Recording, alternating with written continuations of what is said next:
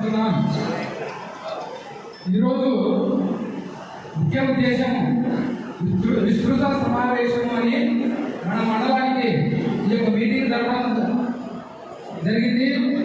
ఈ విస్తృత సమావేశానికి వివిధ గ్రామాల నుంచి మీరు ఎందుకోసం వచ్చారు ఏమనేది మీరు ప్రశ్నించుకొని నాయకులు చెప్పినటువంటి మాటలుగా జాగ్రత్త వినాలని కూడా నేను తెలియపరుచుకుంటున్నాను. మరి ముఖ్యంగా ఈరోజు మండల విస్తృత సమావేశం ముఖ్య ఉద్దేశం ఏమిటంటే విస్తృత సమావేశం అనగా అతి త్వరలో మనము గవర్నమెంట్ ఏం చేసింది అని దానిని సమావేశపరచుకోవడానికి ఈ యొక్క ముఖ్య ఉద్దేశము.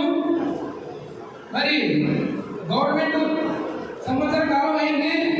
సంవత్సర కాలంలో ఆయన ఇచ్చినటువంటి పథకాలు ఏలాంటి ఒక పథకం తప్ప మిగతా పథకాలు ఏమి కూడా మనకు రాలేదు.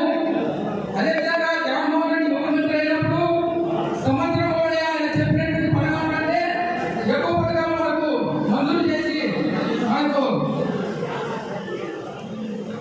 కలపరిచాడు. కాబట్టి ఈ యొక్క గవర్నమెంట్ యొక్క ఉద్దేశం ఏంటంటే మన ఇచ్చిన పథకాలను ఆయన ఇవ్వలేదు. కాబట్టి ఈ యొక్క విషయాలను తెలియపరచడం